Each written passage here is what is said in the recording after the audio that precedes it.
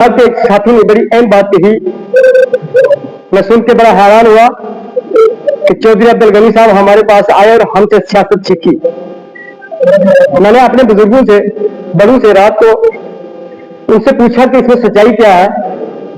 मुझे वहां से ये पता चला और उनको भी पता होगा, चौधरी अब्दुल गनी साहब के वालिद मरहूम जनाब चौधरी मीर मोहम्मद साहब ने आजाद जान साहब के वालिद मरहूम जनाब गुलाम अहमद जान साहब को, वो दुकान करते थे, उनको उस टाइम कांग्रेस का डेलीगेट बनाया था। उस टाइम कांग्रेस का डेलीगेट बनना आज जैसे जीता हुआ एक एमएलए है। आप समझ सकते हैं कि सियासत कहां से शुरू हुई, कोचिंग किसने देनी शुरू की। सबसे पहले आते हैं कि उन्होंने एक बात कही, वह कैलेंडर उठाया, एक नौजवान है पूंछ का, उसने कैलेंडर उठा के बताया कि स्थाई जो स्लिपिंग ऑफ टंग किसी से भी हो सकती है, एक अल्फाज आगे पीछे हो सकता है। इस चीज पे उस बंदे को अपना कद देखना चाहिए था। फर्स्ट लोग मैं आपको बता दूं, जब यहाँ बीडीसी के इलेक्शन हुए, उस वक्त बीजेपी के कैंडिडेट थे, उनके ब्लॉक के सदर, ब्लॉक के प्रेसिडेंट, उस वक्त की पूरी बीजेपी कैडर वहां बैठ के ये प्रेस कॉन्फ्रेंस दे रही थी कि फर्स्ट वो जो गिनवा रहे थे, ये सब एक ना एक दिन बीजेपी में थे। तो आपने पार्टी मंशूर के अंदर उस वक्त मंशूर में रखा था, मैनिफेस्टो में रखा था कि हम 12 गैस सिलेंडर देंगे, हम 5,000 रुपया घर की बड़ी खवातीन के नाम पर देंगे, हम स्मार्ट मीटर को उखाड़ कर फेंक देंगे, 200 यूनिट बिजली फ्री देंगे, हम 1 लाख नौकरियां देंगे, हम डेली बिजली को पक्का करेंगे। हम ऐसे तो मंशूर उन्होंने रखे थे। मैं उनसे ये सवाल करता हूं कि 2 साल आपकी हुकूमत, आपके पास इक़्तिदार में है स्टेट के अंदर, आपने उस मंशूर पर कितना काम किया, उसके बारे में कितनी कॉन्फ्रेंस है आपने?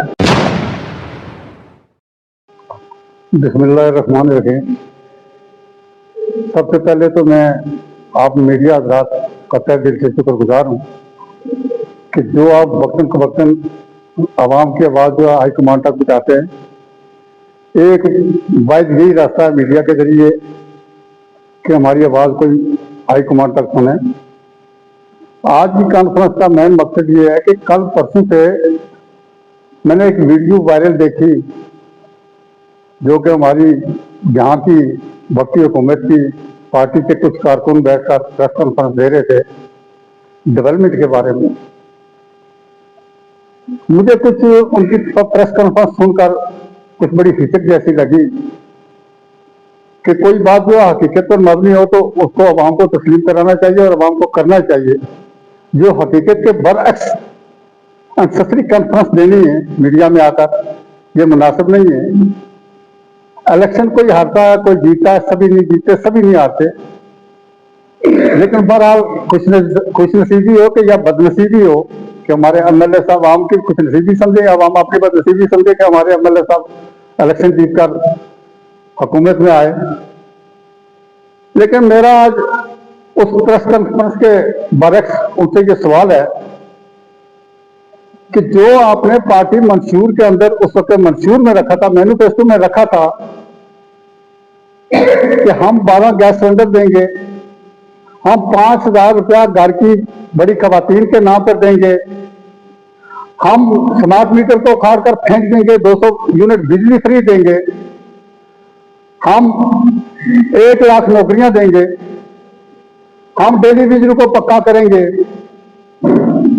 हम ऐसे तो मंशूर उन्होंने रखे थे। मैं उनसे ये सवाल करता हूं कि 2 साल आपकी हुकूमत, आपके पास इक़्तिदार में है स्टेट के अंदर, आपने उस मंशूर पर कितना काम किया, उसके बारे में कितनी कॉन्फ्रेंस है आपने?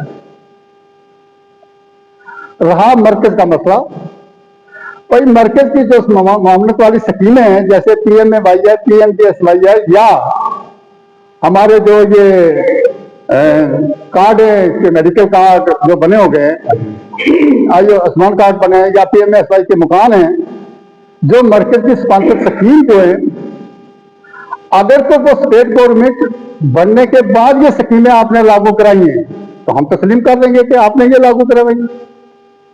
जबकि पीएमजीएसवाई की जो रोडें आती है या पीएमजीएसवाई के जो मकान आते हैं वो रख जो मार्केट की स्कीम है जम्मू कश्मीर के अवाम नहीं पूरे हिंदुस्तान के अवाम के लिए बिलखसूस जम्मू कश्मीर की गरीब अवाम को उठाने के लिए गवर्नमेंट देती है।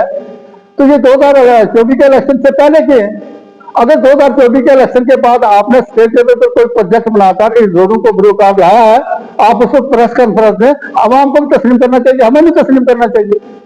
या आप स्टेट गवर्नमेंट के नाम पर जो मरकज से बजट आता है उस बजट से आपने वार्ड में या पीडब्ल्यूडी के या कोई और स्कीम में आपने गांव में सड़कें दी, आप तस्लीम करेंगे कि भाई आपने स्टेट के बजट से ये सड़कें लाई।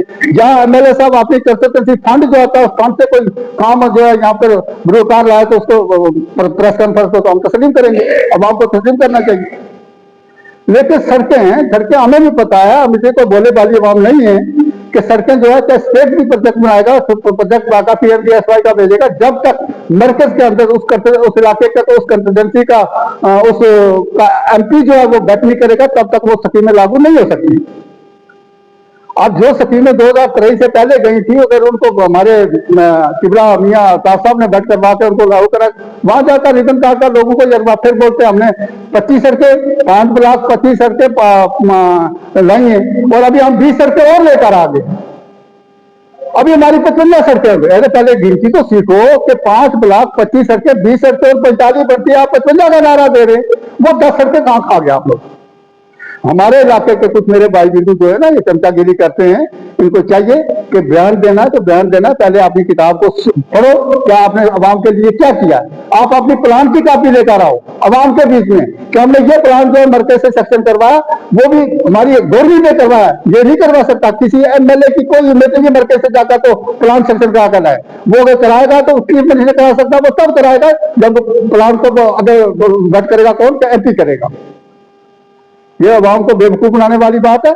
मैं ये वादा तौर कहता हूं कि ऐसी चीजों से समाज के अंदर नफरत पैदा करने की कोशिश मत की जाए, समाज को तोड़ने की कोशिश मत की जाए, समाज को जोड़ने की कोशिश करो, डेवलपमेंट के कामों की तरफ तवज्जो दो, क्रिटिसाइज मत करो। मुझे एक बात से और भी थोड़ा सा अजूबत हुई, देखो मरकज ने रेलवे लाइन का प्रोजेक्ट जो है मंजूरी दी, हम तो शुक्रगुजार करते पूरी जम्मू कश्मीर के अवाम उसका शुक्र अदा करते हैं, हम तो पूंछ के बिल्कुल अदा कर रहे हैं, शुक्रिया उसका कि हमारे पूंछ के लिए रेलवे लाइन आ रही है।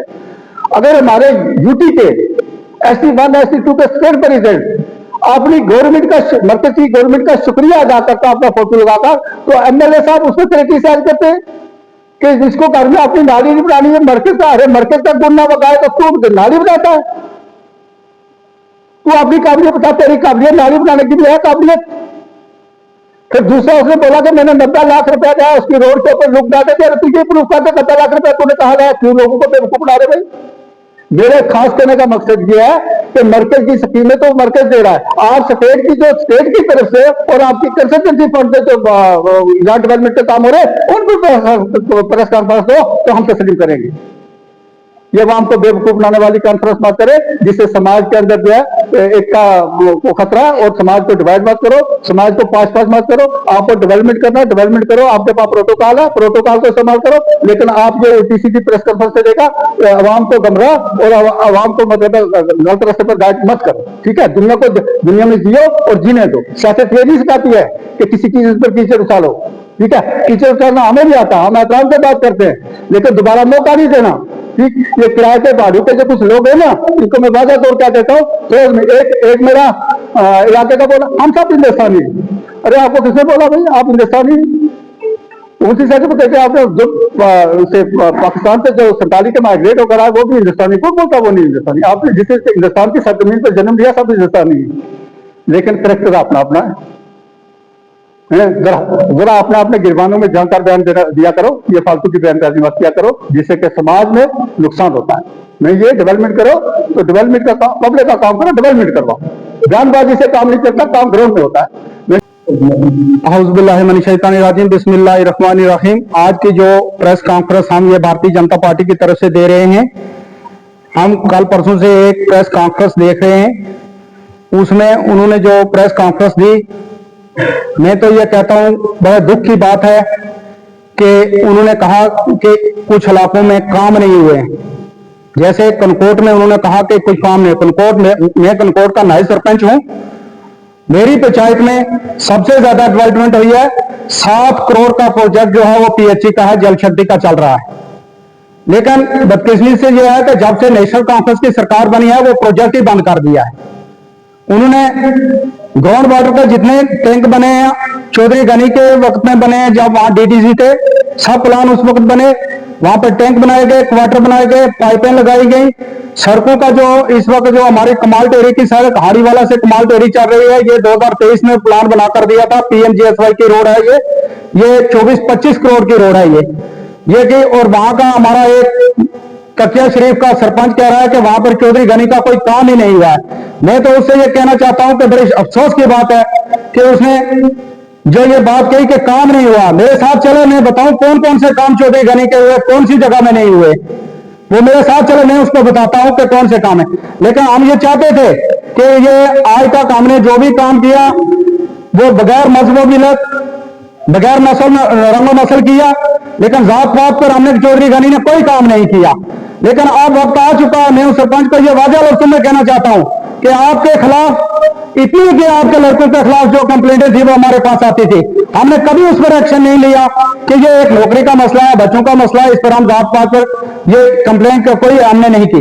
लेकिन अब उसका वक्त आ गया हिसाब देने का, अब आए हिसाब दे और हमसे भी हिसाब ले, हम बताएंगे कहां काम किया है चौधरी गनी ने, कहां नहीं किया है। तो मैं ज्यादा इस पर कुछ ना कहते हुए इसी पर स्वागत जाता हूं। जहां तक ये प्रेस कॉन्फ्रेंस डेवलपमेंट कामों के हवाले से की गई है, इस पर ये जो आजकल में भी वीडियोज वगैरह जो वायरल होती हैं, ये मेरी नजरों से भी गुजरती रहती हैं। हमारी जो हुकूमत अभी 1 साल हुआ है, साल से कुछ जाहिर हुआ है, तो जब वो बयान देते हैं, गुमराह कुन बयान देते हैं, लोगों को बेवकूफ बनाने वाले बयान देते हैं कि हमने ये काम किए, ये काम लाए, ये सड़कें लाई, पीएमजीएसवाई हमारे जो अभी गुलाम सिंह नीलू साहब ने बड़ी अच्छी बातें कही, और हकीकत भी यही है कि जो काम आपने 2024 के इलेक्शन से बाद किए हैं उनको आवाम के सामने लाओ। जो आपने प्लानिंग की है, जो आपने प्रोजेक्ट बनाकर भेजे थे उनको सामने लाओ।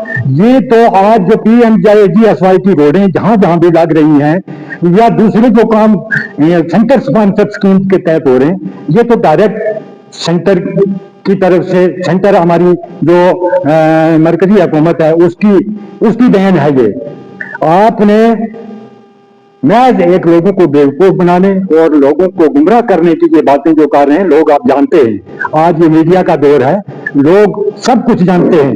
आप इतना जो लोगों को गुमराह और लोगों को बेवकूफ बनाने की कोशिश करते हैं, ऐसे ना किए जाए। बाकी जो हमारे ब्लॉक में, पूंछ ब्लॉक में या मनाली ब्लॉक में कोई ये कहे कि यहाँ हमने काम किया है और जो काम चल रहे हैं ये हमने करवाए हैं, ये महज झूठ और इसकी कोई बुनियाद नहीं है, इसके कोई प्रमाण नहीं है। जो काम इस वक्त तक चल रहे हैं वो इनके इलेक्शन से पहले चल रहे थे, इन्होंने ये किया कि अपने इलेक्शन के बाद उन कामों को बंद कर दिया।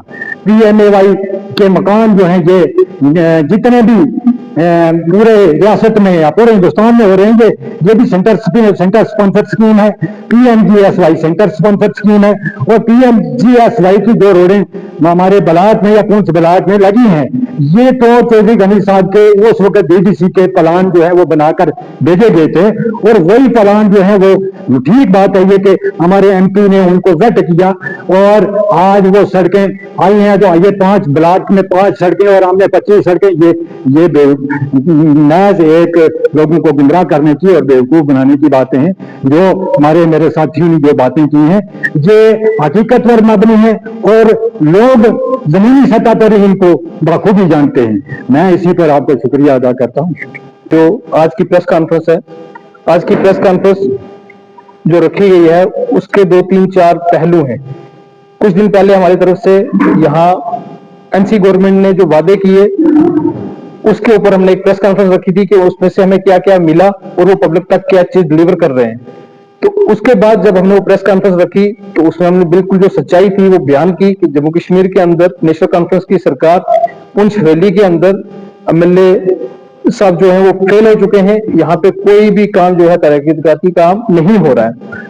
उसके बारे में जब हमारी ये प्रेस कॉन्फ्रेंस हुई, उसके बाद उनकी तरफ से एक प्रेस कॉन्फ्रेंस की गई, उसमें कुछ इस तरह की बातें की गई जो उन्हें नहीं करनी चाहिए थी। उसका जवाब देने के लिए मैं आपके सामने हाजिर हूं और एक एक करके उनकी बातों का जवाब मैं आज दूंगा। सबसे पहले आते हैं कि उन्होंने एक बात कही, वह कैलेंडर उठाया। एक नौजवान है पुंछ का, उसने कैलेंडर उठा के बताया कि स्थाई जो स्लिपिंग ऑफ टंग किसी से भी हो सकती है, एक अल्फाज आगे पीछे हो सकता है। इस चीज पे उस बंदे को अपना कद देखना चाहिए था। उसके बाद जिस शख्सियत का वो नाम ले रहा था उसे वो नाम लेना चाहिए था। कम से कम उसको मैचिंग कर लेनी थी कि मैं जिस शख्सियत का नाम ले रहा हूँ वो पुंछ की एक जानी पहचानी शख्सियत है चौधरी अब्दुल गनी जी, उसको इसका नाम नहीं लेना चाहिए था। इंशाल्लाह उसका भी जवाब हम आगे देंगे। उसके बाद जो प्रेस कॉन्फ्रेंस हुई, आप देखें कि उन्होंने बात की कि फर्स्ट रो की एक बात उन्होंने की, मैं भी उनको जवाब देता हूं उनकी ही लैंग्वेज में। हम पर्सनली किसी के साथ नहीं होते जब तक कोई हमें छेड़े ना, हमने छेड़ देता था, हम साइलेंट पे बैठ, जो बातें कर रही थी हम वही बातें कर रहे थे। उनका मंशूर हमारे पास था एनसी का, हम पूछ रहे थे सिलेंडर कहाँ है, लाइट कहाँ है, रोडे कहाँ है, तो इस तरह के मामला चल रहे थे। उसमें उन्होंने बात की थी फर्स्ट रो। मैं आपको बता दूं, जब यहाँ डीडीसी बीडीसी के इलेक्शन हुए उस वक्त जो बीजेपी के कैंडिडेट थे, उनके ब्लॉक के सदर, ब्लॉक के प्रेसिडेंट, उस वक्त की पूरी बीजेपी की क्यादत वहां बैठ के ये प्रेस कॉन्फ्रेंस दे रही थी कि तो फर्स्ट वे जो गिनवा रहे थे ये सब एक ना एक दिन बीजेपी में थे। और उसका रिकॉर्ड जिस चीज को चाहिए मैं रिकॉर्ड दूंगा आपको, ऑन एयर रिकॉर्ड दूंगा और विद पेपर उनको रिकॉर्ड दूंगा, जिसमें फिर उसके बाद हमारे वहां सरपंच है मेरे, बड़े काबिल इज्जत है, मगर उन्होंने गलत किया। पर्सनली जो आए बड़ा गलत किया, उसका बड़ा दुख है। आज मैं उनको जवाब देता हूँ, उसी पंचायत से मैं हूँ और मेरे पास डिस्ट्रिक्ट पुंछ की जिम्मेदारी ST1 ST2 का मैं डिस्ट्रिक्ट प्रेसिडेंट भी हूँ। आज मैं उनको जवाब देता हूँ कि जो आपने चीज शुरू की है खत्म मैं करूंगा इंशाल्लाह, टेंशन ना करें आप। उन्होंने कहा जी बीडीसी नजीर साहब हो या गणपति साहब हो, अपने काम गिनवाएं। आज मैं काम गिनवा, वो भी गिनवाएंगे, हम बैठे हैं उनके सफाई यहाँ पे, हमने जो चीजें हम जवाब देंगे वो भी जवाब देंगे। इतनी कोई चीजें हम देंगे उनको जवाब, मैं देता हूँ उनको जवाब।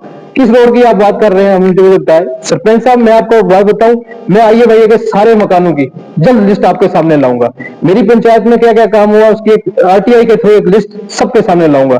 उन मुलाजिमों को मैं वार्न करना चाहता हूं, मैं हिंदुस्तान के आइन को मानने वाला आजाद हिंदुस्तान का नागरिक, भारतीय जनता पार्टी का सिपाही, मैं आपसे कहता हूं कि मैं आपको जवाब दूंगा। RTI लगा के मैं आपको पूरे काम की लिस्ट लाऊंगा और जिस मुलाजिम को इसमें पॉलिटिक्स करनी है नौकरी छोड़ के जरा पॉलिटिक्स में आए, मैं उसके पीछे बैठूंगा, मेरे आगे बैठे, कोई भी मुलाजिम हो, मैं वार्न करता हूं उनको। खबरदार अगर कोई पॉलिटिक्स में आएगा, वो अगर कोई मुलाजिम पॉलिटिक्स करेगा उस चीज के ऊपर और उसके पीछे में बैठूंगा, वो मेरे सामने आगे पॉलिटिक्स करेगा नौकरी छोड़ के वहां पे। मेरी पंचायत के अंदर कोई काम नहीं हुआ। IAY सेंटर की स्कीम PMGY का जो प्रोजेक्ट 2023 में बन के गया, उसका सबूत है। जिस मियां साहब की वो बात करते हैं मेरे खानदान से है वो, मैं उनके खानदान से हूँ, मैं उनके खानदान का निवासी हूँ। मेरा नाम निसार गुज्जर है, निसार चौधरी मेरा नाम है। किस बात करते हैं किस मियां साहब की? मियां साहब मेरे खानदान से हैं। उन्होंने कहा, उन मियां साहब ने कहा कि यासीन चौधरी के टाइम के बन के ये प्लान किए हुए, और आप कहते हो PMGY स्मेल आया। अगर स्टेट सेंटर ने अपने खजानों का मुंह ना खोला होता, आपके पास गिनाने के लिए कुछ ना था। आपने एक वादा किया था आत्मा सा कि हम इस स्मार्ट मीटर को निकाल के बाहर फेंकेंगे, उसके बाद आपने कहा मेरी NTP लगाती है, आप भी लगाइए। आप मोबाइल चला रहे हो, आपको क्या परेशानी है उसको अगर प्रीपेड आप यूज करोगे? मैं देता हूं उसका जवाब। ये था आपका जवाब कि वो PMGY की जो रोड है और उसके बाद आप डॉक्यूमेंट्री दूंगा मैं, बन चेंगी आपको।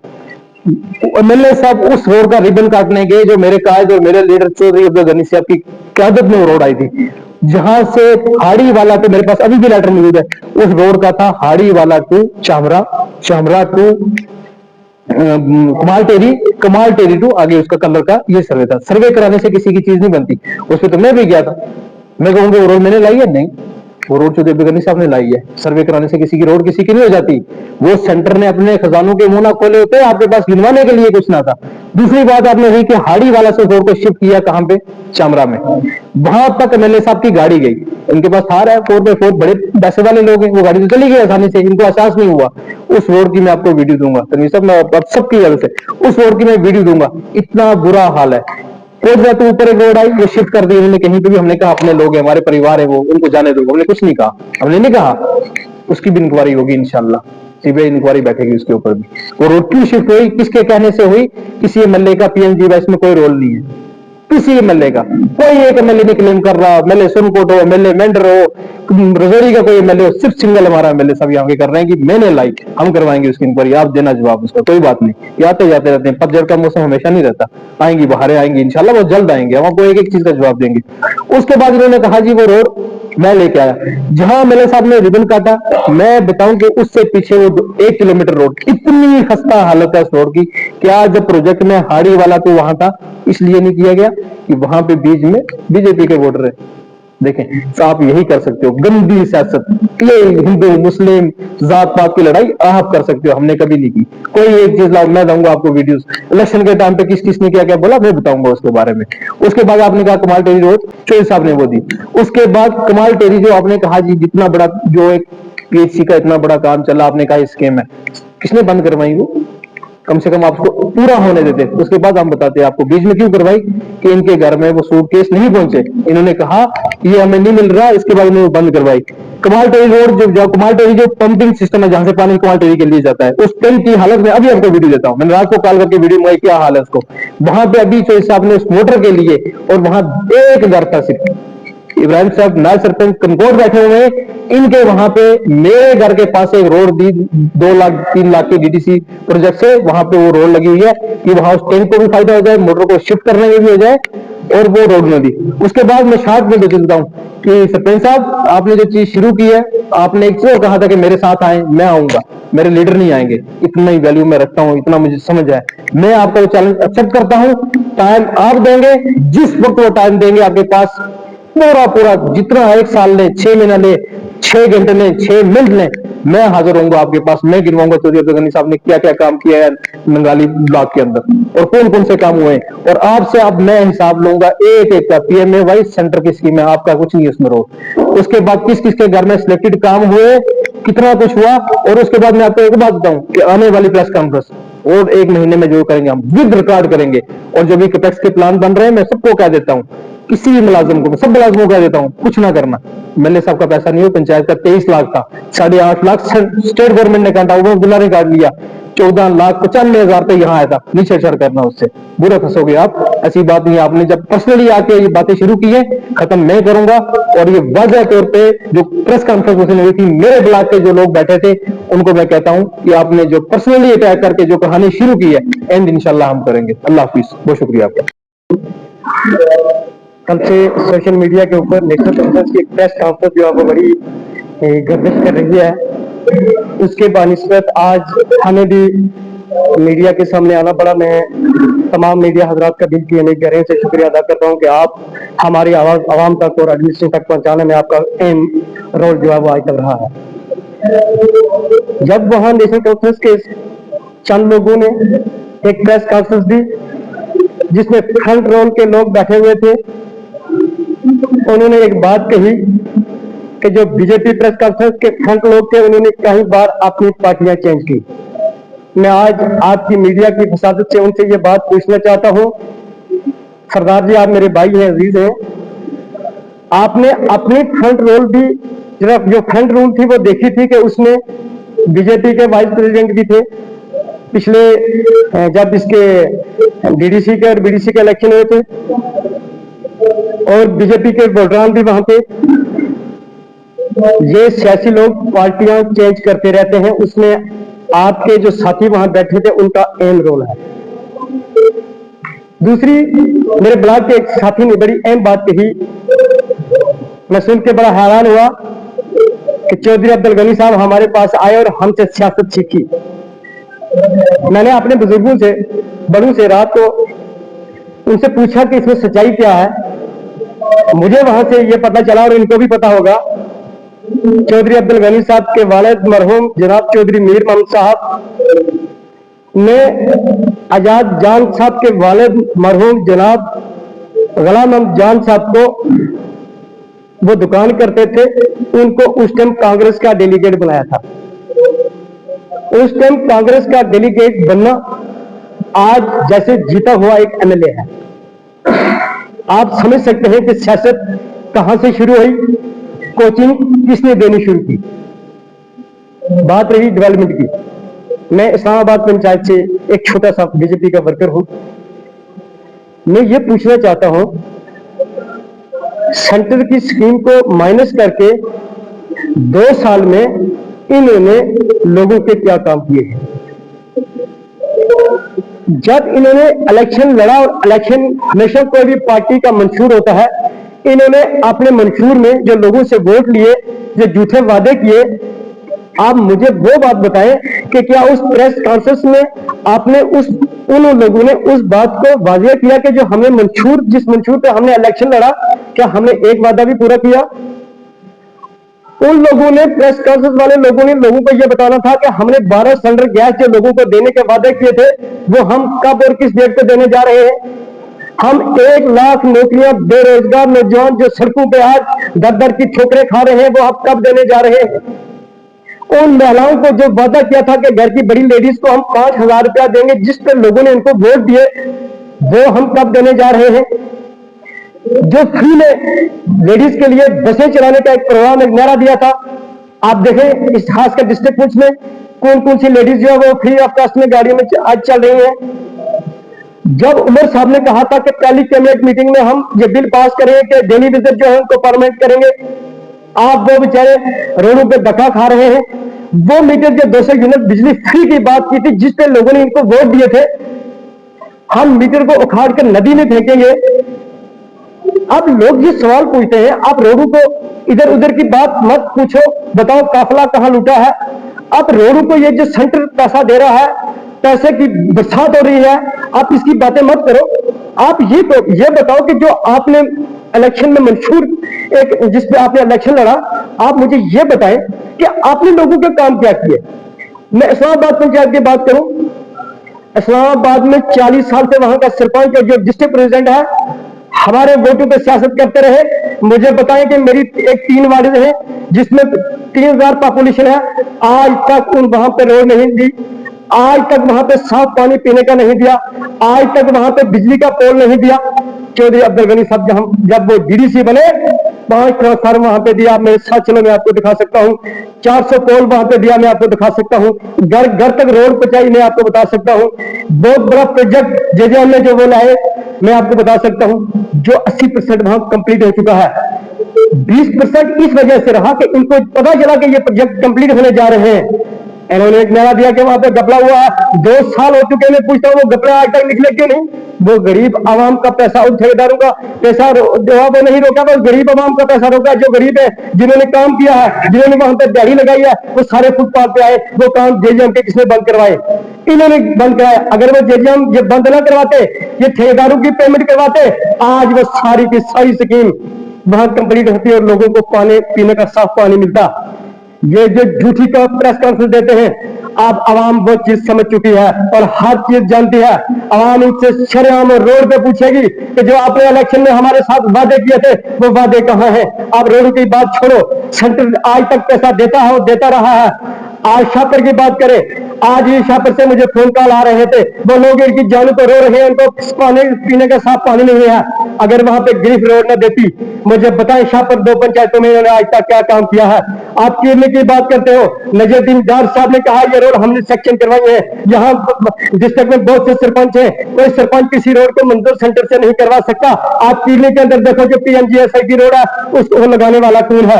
आप इन्होंने कहा कि कस्बा में पैसा दिया, कस्बा पंचायत के लोग 70 साल से इसको वोट देते रहे। आप बताएं कि क्या इन्होंने वहां पे कोई रोड दी? अगर वहां चौधरी अब्दुल गनी साहब ने वो रोड दी, क्या उस रोड की हालत देखे, वो गाड़ी चलने के काबिल है। 2 साल हो चुके हैं, खड़े पड़े हैं, ये खड़े नहीं बढ़ सकते। ये बात करते हैं कि हमने इतने प्रोजेक्ट लेके आए। जब से मियां अल्ताफ साहब ने वो वीडियो जनाब आपके पास पड़ी होंगे, जब मियां अल्ताफ साहब ने कहा था कि ये रोड चौधरी डीसी यासीन साहब के टाइम की मंजूर हुए, तो इन्होंने ये नारा बंद करना था। क्योंकि डीसी साहब उस टाइम पे जब यहाँ इलेक्शन थे ही नहीं, उसके पहले भी सब यहाँ से ट्रांसफर हो गए थे। आप वो लेटर देखें, वो आप मीडिया का काम है सच्चाई सामने लाना। आप वो लेटर लगा लेके जो डीडीसी के और बीडीसी के लेटर साथ में ला के रोडे यहाँ मंजूर होने के लिए ऊपर गई थी। जो इन्होंने कहा कि 10 रोड मंडी ब्लॉक में दी और 2 रोड नगाली और पुंछ ब्लॉक में दी, वो रोड सारी गनी साहब ने मंजूर करवाई थी। गनी साहब ने अपने लेटर लगवा के वो ऊपर भेजे थे सेक्शन के लिए, मगर जब इनकी हुकूमत आई तो इन्होंने प्रायोरिटी जो है वो मंडी को दी। इनको पता है कि आने वाला इलेक्शन हमने मंडी से लड़ना है। इन लोगों को पहले भी बेवकूफ बनाया और आज भी बेवकूफ बनाते हैं। इन गरीब लोगों का खून इन्होंने लौट कर खाया है, जिनके पुख्ता सबूत मेरे पास मौजूद है। मैंने इस्लामाबाद पंचायत के अपने आरटीआई लगा के सारे डॉक्यूमेंट्स मेरे पास मौजूद है, तो मैं सोशल मीडिया पे लाऊंगा कि लोगों के साथ इन्होंने कितना धोखा किया है, लोगों के नाम पर इन्होंने कितने एमपी फंड के पैसे खाए, लोगों के नाम पर इन्होंने कितने पीएमए मकान निकाले हैं। इनका झूठ का बलंदा इंशाल्लाह मीडिया के सामने आएगा। और जैसे ये काम करते हैं, अगर इसी तरह ये करेंगे, इंशाल्लाह हम सारी पब्लिक जो है रोड पे आएगी और इस करेगी और इनको जवाब देना इंशाल्लाह मुश्किल होगा। शुक्रिया। बिस्मिल्लाहिर्रहमानिर्रहीम। सर, मैं कस्बा लोअर पंचायत से आपसे मुखातिब हूँ। सबसे पहले तो मैं आपका बेहद मशकूर हूँ कि आपने आज अपना कीमती समय हमें दिया। ज्यादा लंबी बातें करने का तो वक्त है नहीं, सारे साथियों ने बात की है। मैं तो सिर्फ अपने पंचायत की और अपने वार्ड की बात रखना चाहता हूँ। जहां लोग कहते हैं कि इस टाइम एजाज साहब ने कस्बे में पैसा दिया है, कोई एक पैसा हमें सिर्फ एक आदमी को छोड़ के बता दें कि एजाज साहब ने फलां वार्ड में कोई पैसा, कोई फंड वगैरह दिया हो। जहां तक रोड का मसला है, 0 पॉइंट से तनवीर भाई आपका हमेशा आना जाना रहता है। जो लुक 1 किलोमीटर डाली गई है वहां, जो ब्लैक टॉपिंग की है, आप उसको भी नजर मारें। एमएलए साहब की सदारत में जितनी भी ब्लैक टॉपिंग हुई है उसकी वैलिडिटी 2 से 2.5 महीने है, इससे ऊपर उस लुक की वैलिडिटी नहीं रही है। आज मैं जब घर से वापस आया, उसी बात पे चर्चा चल रहा था, तो रास्ते में साथियों ने बोला कि हम आज वहां प्रेस कॉन्फ्रेंस कर रहे हैं अपनी भारतीय जनता पार्टी के ऑफिस में। तो मैंने सोचा चलो मैं भी चलता हूँ वहां, कुछ बातें हम आप उनके सामने रखते हैं। दूसरा सवाल यह है कि जब हमारा जेजेएम का मसला बना, हमारे लिफ्ट का काम चला, टैंक बने और वहां रोम भी बना, जब लिफ्ट की स्कीम आई, लिफ्ट का काम चालू होने लगा, तो दूसरी पंचायत से हमारे सरपंच ने उसके साथ मिलकर हमारी उस लिफ्ट स्कीम पर स्टे करवाया, जो काम आज तक बंद है। फिर अगर एजाज साहब के बारे में कोई बोले कि एजाज साहब ने कस्बे में काम किए हैं, 10-12 इलेक्शन से 1 साइडेड वोट हमारी पंचायत का नेशनल कॉन्फ्रेंस को जा रहा है। हमने भी एजेंटी की है, हमने वफादारी की, जब तक वहां रहे हमने वफादारी की। जब हमारी कदर नहीं रही, हमने भी उनको खैरबाद कह दिया। रहा मसला उसके बाद और कामों का, हमारी वार्ड का खास करके रोड का मसला, स्कूल तक रोड निर्गा के जरिए हमने लगवाई, चौधरी साहब की क़यादत में लगी। बिस्मिल्लाहिर्रहमानिर्रहीम। मैं आज बीजेपी दफ्तर में एक कॉन्फ्रेंस हो रही है। आप मीडिया वालों का शुक्रिया अदा करता हूं कि आपने मुझे भी बोलने का मौका दिया और हमारी आवाज को ऊंची सतह तक पहुंचाएंगे और एमएलए तक भी पहुंचेगी, ये आवाज मुझे यकीन है। तो मैं 2-3 पॉइंट पे बात करना चाहता हूं। पहला पॉइंट है मेरा मियां अल्ताफ साहब, जो हमारी एक नुमाया हस्ती है। अगर वो एमपी ना भी होते तब भी हमारे आंखों के ऊपर सर की हैसियत रखते हैं। तो जैसे कि उन्होंने गुज़श्ता एक इजलास में ये कहा था कि चौधरी यासीन के वक्त के डीडीसी के प्लान जो है अभी पूरे नहीं हुए, लेकिन उन्होंने कहा था कि ये वो प्लान है जो उनकी नजर में सेंटर में फाइल आती है, उसमें वो जोर लगा के पुंछ के लिए मंजूर करवा के लाते हैं। ये हमें फख्र है। अगर वो एमपी ना भी होते तब भी उनकी हैसियत को हम जैसे सर पे, आंखों पे सर है, ऐसे मानते हैं। इसके अलावा एक पॉइंट ये था। दूसरा पॉइंट ये है मेरा जनाब उमर अब्दुल्ला से कि जब इलेक्शन लड़ा था तब बयानबाजी और थी, मुद्दे और थे, अब और हैं। उसमें से एक, जब वो कहते थे कि मैं जीतूंगा और दफा 370 और 35A को वापस लाऊंगा, आज स्टेट ग्रुप की बात क्यों कर रहे हैं? उनको दफा 370 लाना चाहिए था, आज ये बात कर रहे हैं। उसके अलावा जो उन्होंने और भी पॉइंट रखे थे कि हम बिजली फ्री करेंगे, हम ये करेंगे, वो करेंगे। उस वक्त तो ये नहीं कहा था कि हम 1% लोगों को बिजली फ्री करेंगे या 10 किलो राशन देंगे। उस वक्त आम बात थी और आम लोगों की बात थी। आज उन्होंने जीतने के बाद उन्होंने 1% अंत्योदया वाले लोगों को वो कैटेगरी, ठीक है मैं मानता हूं उनका हक है, वो मस्कीन है, लेकिन उस वक्त ये वादा नहीं था। उससे हटकर मैं ये पॉइंट भी वहां खत्म हुआ। बाकी रह गई डेवलपमेंट की बात। एक पॉइंट मैं एमएलए एजाज साहब से भी कहूंगा कि जो उन्होंने टूर किया सालमिया रोड का, जब ब्लॉक टैपिंग हो रही थी वहां जाके काफी सारा शोर शराबा उन्होंने किया और वहां से कुछ मवाद उठा के अपने हाथ में रखा और कहा कि ये मैं थाने में भेजूंगा, ये मैं डीसी साहब के पास ले जाऊंगा, ये काम अच्छा नहीं हो रहा है। उसके बाद हमें वो बतलाए कि किस थाने में वो सैंपल रखा उन्होंने, किस डीसी के पास वो रखा। उस जाके मैं ये पूछने से गुरेज नहीं करूंगा वो उसकी कितनी कीमत हुई, कितनी कीमत में वो बेच के आप खामोश हो गए। अब इसके बाद मैं अपने पंचायत की तरफ आ रहा हूं कि जहां के एमएलए एजाज साहब के सीनियर वर्करों ने ये कहा कि कस्बा में बहुत काम हुआ, ये तस्लीम कर लिया उन्होंने, मुझे तस्लीम नहीं कराना। उन्होंने कहा कि डीडीसी के प्लान में कस्बा पंचायत में लोअर हो या ऊपर हो उसमें काम हुआ, ये तस्लीम कर लिया उन्होंने। और अगर देखा जाए, मैं ये बात कह रहा हूं, जहां कस्बा पंचायत में काम हुए लोअर में या ऊपर में, वो हर जगह हुए हैं। अगर उन्हें यकीन नहीं आता, गाड़ी हमारे साथ में सफर करें, हम बतलाएंगे अंगली लगा लगा के कहा। मैं तो ये बात कहता हूं एमएलए एजाज साहब, आपको ये पीरियड 2 साल तो हो ही गए हैं, 3 साल बकाया है, आपको डीडीसी के प्लान के रिबन काटते ही आपका पीरियड पूरा हो जाएगा। और मियां अल्ताफ साहब की बहुत बड़ी कुर्बानी है, जब भी वो असेंबली में जाते हैं कोई ना कोई फाइल वहां डीडीसी की लगी हुई होती है, उसको वो उठाते हैं, जब उनकी नजर से गुजरती है उस पर वो जोर देते हैं, वो काम मंजूर करा के लाते हैं। बाकी बात कही जाए ये कि ये सच है, हमने जो 70 साल में नहीं देखा वो डीडीसी के प्लान में, डीडीसी के पीरियड में हमने देखा है। जो ये प्रेस कॉन्फ्रेंस पार्टी कार्यालय पुंछ में भारतीय जनता पार्टी के ऑफिस में हो रही है, ये प्रेस कॉन्फ्रेंस करने का सिर्फ एक ही मौजू था कि आप देखें कि कल जो नेशनल कॉन्फ्रेंस के कुछ चंद वर्करान ने प्रेस कॉन्फ्रेंस की, उन्होंने कहा कि बीडीसी और डीडीसी के दौरे अख्तियार में कोई काम नहीं हुआ। मैं उनसे ये वाज़ह तौर पे आपके माध्यम से कहना चाहता हूं कि आप आए, खाली जो 2 ब्लॉक हैं साईं बाबा नंगाली और पुंछ, जितने बीडीसी और डीडीसी के दौरान काम हुए हैं, आप एक काम करें। आज हम अपने प्राइम मिनिस्टर के शुक्रगुजार हैं जिसने ऑनलाइन तमाम देश को डिजिटल इंडिया से जोड़ा है, और आप एक आरटीआई खुद लगाएं, लगा के हमारे दोनों ब्लॉकों का आप रिकॉर्ड मंगाएं। आप रिकॉर्ड है कि क्या क्या इस दौरे अख्तियार में काम हुए हैं। जितने काम बीडीसी और डीडीसी के दौरे अख्तियार में काम हुए हैं, इतने हो सकता है नेशनल कॉन्फ्रेंस की सरकार 70 साल रही लेकिन इतने काम नहीं हुए। मेरे भाइयों, आपको ऐसी बेबुनियाद बातें करने की कोई जरूरत नहीं थी। जहां तक तलक हमारी पंचायत कस्बा का, उन्होंने कहा कि पंचायत कस्बा और सब में काम हुए।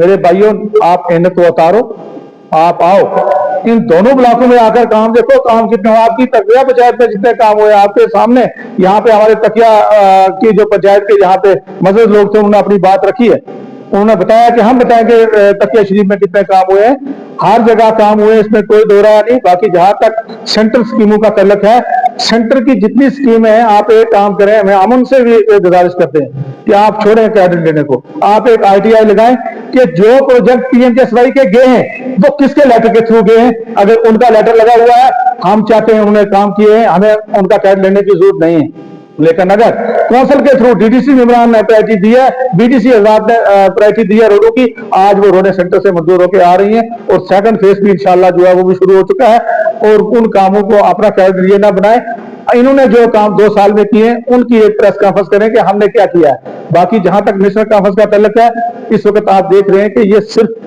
जिन मुद्दों पे नेशनल कॉन्फ्रेंस ने इलेक्शन लड़ा है, उन मुद्दों में से मुझे एक मुद्दा अपना बता दें कि हमने इस मुद्दे को, लोगों आवाम का मुद्दा हल किया है, हमने इस इशू को सॉल्व किया है, तो बता दें। जितने भी मुद्दे उन्होंने रखे, चाहे वो 370 हो, चाहे वो यहाँ के बेरोजगारों की बात हो, यहाँ की पेंशन की बात हो, कोई स्कीम भी जो उन्होंने रखी है, राशन 10 किलो की थी, लेकिन आप देखें कि इन बिल्कुल टोटली ये गवर्नमेंट फेल हो चुकी है और ये बखलाहट का शिकार होगी। बाकी हम आपके मदद से गुजारिश करना चाहते हैं कि आप ऐसी बेबुनियाद बातें ना करें, डेवलपमेंट की बात करें। आपको लोगों ने वोट दिया, आप अपने मुद्दे की बात करें और आप अपने काम बताएं, जो काम आप करने जा रहे हैं। बाकी जहां तक तल्लक है हमारे दोनों ब्लॉकों का, दुनिया बेहतर जानती है और हम कहते हैं कि हमने ये किया है, हमें अपनी गारंटी देने की कोई जरूरत नहीं।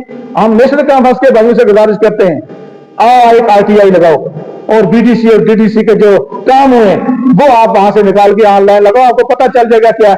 आपने जो 2 साल में किया वो भी हम इंशाल्लाह आरटीआई लगाएंगे, आपको बताएंगे आपका क्या है।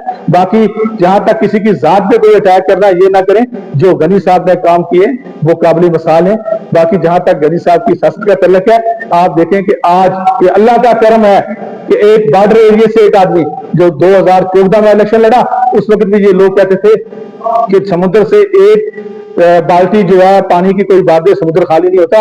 तो उनको पता चल गया था कि चौधरी साहब ने 16,000 वोट लेकर नेशनल कॉन्फ्रेंस को यहां से हरा दिया था। आज ये इनकी बदकिस्मती मैं कहता हूं, इनकी एक खुशनसीबी है कि आज अगर चौधरी साहब आजाद इलेक्शन लड़ जाते तो इनकी जमानतें जब्त हो जाती थी, क्योंकि इन चौधरी साहब ने सोचा कि मैं उस हुकूमत से इलेक्शन लड़ूं, मैं लोगों के वादे पर खरा उतर सकूं, मैं इनके काम कर रहे हैं। और उन्होंने जो फैसला लिया था उस वक्त भारतीय जनता पार्टी का, वो ये सोच कर लिया था कि पुंछ की डेवलपमेंट कैसे होगी, पुंछ की बेरोजगारी कैसे दूर होगी, पुंछ की तरक्की कैसे होगी। तो उन्होंने भारतीय जनता पार्टी के मैंडेट पर इलेक्शन लड़ा। और आज भी आप देखें कि जितने काम भी हमारी जम्मू कश्मीर यूटी में हो रहे हैं वो भारतीय जनता पार्टी की क्यादत में हो रहे हैं, और वो एलजी साहब की देन है और सेंट्रल गवर्नमेंट की देन है। सेंट्रल स्कीमों को छोड़कर, सेंटर की स्कीमों को छोड़कर जो हमारी जम्मू कश्मीर की अपनी स्कीम है, मैं कहता हूं वो आपने मंसूर हमें बताएं उन्होंने क्या किया है। ऐसी बेबुनियादी बातें नहीं करनी चाहिए। बाकी जहां तक तल्लुक है चौधरी साहब का, चौधरी साहब को दुनिया बाखूबी जानती है। और आज इज्जत और जिल्लत के फैसले मेरे अल्लाह के हाथ में हैं। आज आप देखें कि एक बॉर्डर एरिया का आदमी जम्मू कश्मीर का एसटी मोर्चे का प्रेसिडेंट बनाया पार्टी ने, ये इज्जत जिल्लत मेरे अल्लाह के हाथ में है। इसलिए किसी की इज्जत पे अटैक नहीं करना चाहिए। आप अपने मुद्दों की बात करें। और मैं एक चीज और आज कहना चाहता हूं कि मेरे भाइयों, सियासत 2-4 दिन की या झूठ की सियासत ना करें, सच्चाई पे बात करें। तो बाकी हम आपके शुक्रगुजार हैं कि आपने हमें आज ये मौका दिया और हमारी बात रखने का। मुजाहिदा मैं कहते हुए इसे खत्म करता हूं। जय हिंद, जय भारत।